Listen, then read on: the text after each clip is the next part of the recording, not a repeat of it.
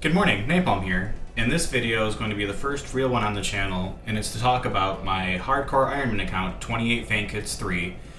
The only purpose for this account is to complete the 28 Fang Kit challenge that was created by Greco and first completed by Vikan Lopu. Now, the 28 Fang Kit challenge, as it's kind of described in the name, is getting 28 Fang Kits from TOA, which you receive if you complete a Deathless 500.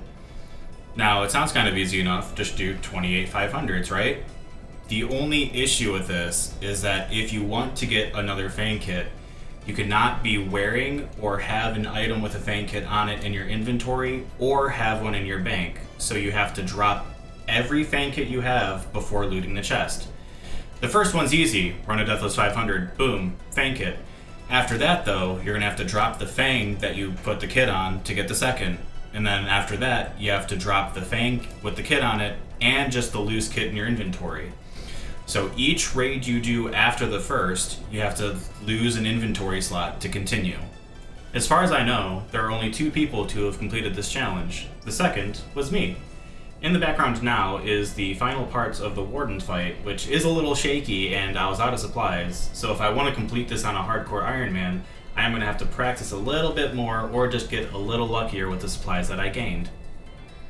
I do have the unedited full footage of that Fang Kit on my channel as well, but I'm not going to really go into the invocation differences, the routing paths, or the gear changes that I used in this video since it's already covered in the previous video in the description.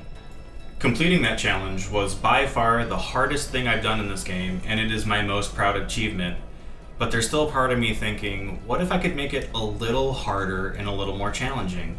I know, sounds kind of crazy, that's what all my friends had told me when I told them I was making this account, but I really just didn't feel enough satisfaction in the completion of that challenge, and I want to get more out of it. Obviously, the biggest difference is now it's on a hardcore and I can't die. I'll be honest, I can't even count the number of times I died when I completed it on my main account. And now I'll just have to make sure that I make 0 mistakes in the process of getting from 1 to 28 kits. I also used the Web Weaver bow on my main, and I'm just not going to get that on the Hardcore Ironman, so I need to figure out what I'm going to use instead, and I think I have a pretty good idea. But I'll get into that a little bit later. This challenge might sound somewhat impossible on a hardcore, but with the addition of escape crystals working in TOA, at least for the first 26 Fang Kits, I'll have a reliable get-out-of-jail-free card that I'll be able to use. For the ones after that, though, I plan on having at least Masters CAs or some other form of one-click teleport on me, so if I'm fast enough, I'll be able to save the account. You might have noticed that I said the name of the account was 28 Fang Kits 3. You might be asking yourself, what happens to number 1 and 2? Well, originally, I was planning on going for the Web Weaver bow, so both of them rushed revs. I'll be honest, number 1 didn't last long. I wasn't paying attention, looked away, and just died to an imp. It happens, what can I say? Number 2 hurts a little bit more, because I actually got an ancient totem from imps, but a dark bow spec or 2 ended that account pretty soon after that. It was these 2 early deaths at revs that made me rethink using the Web Weaver completely. So I did a little testing on the main and found that instead of using a Web Weaver, I'll be able to get away with using red or black Chinchampas.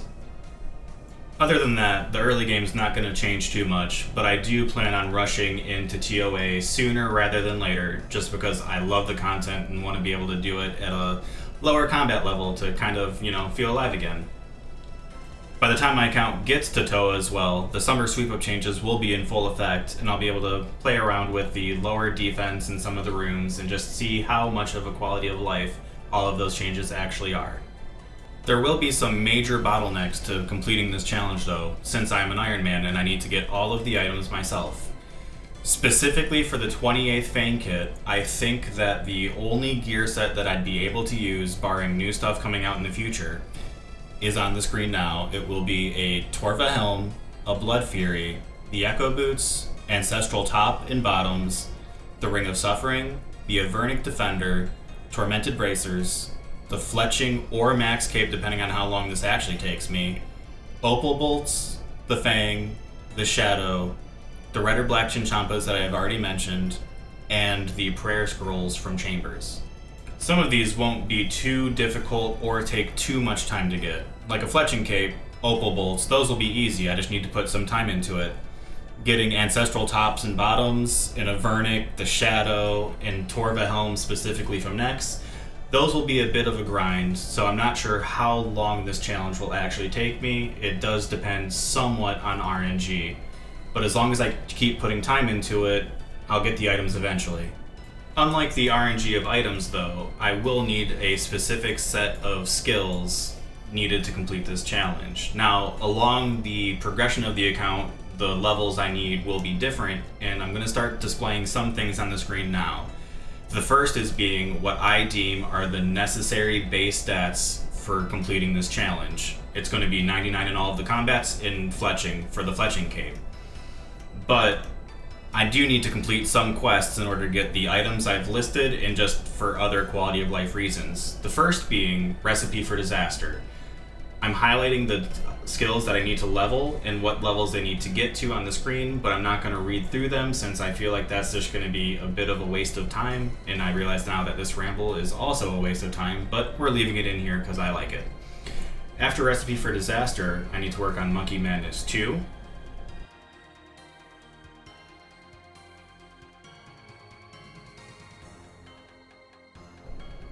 Song of the Elves,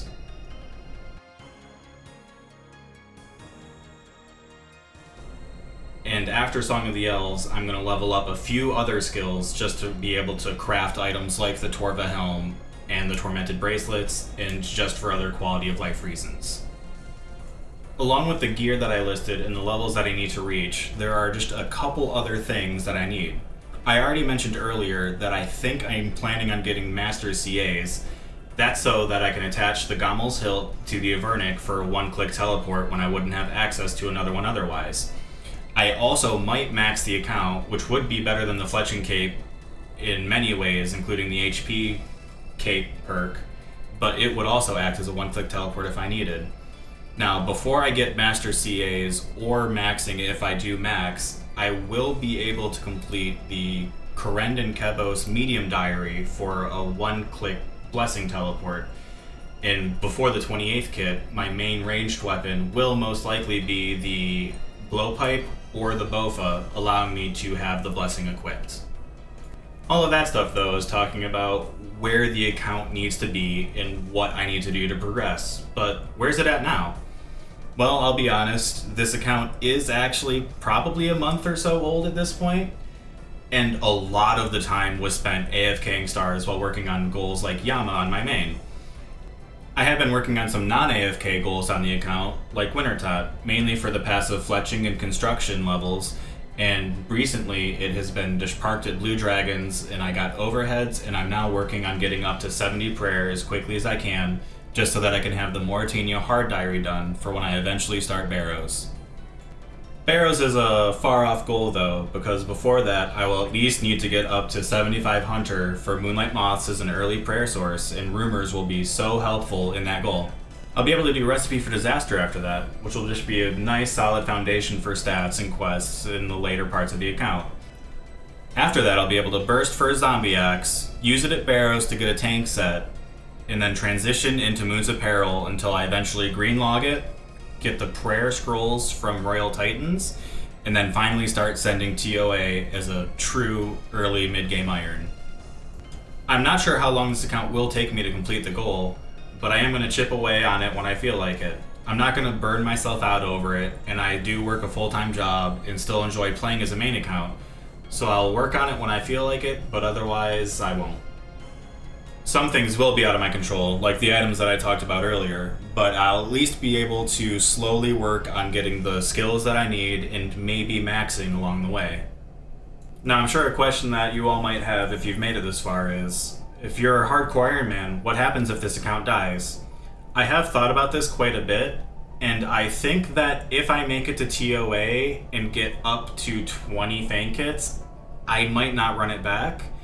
But anything less than that, and I feel like I just would not be happy with the results, and with this challenge, I want to get as close to completing it as possible. I mean, obviously the ultimate goal would be just keep sending it back until I get 28, but I'm not sure I have that mentality in me. And I think I would be happy with 20, but I really want to get that 28.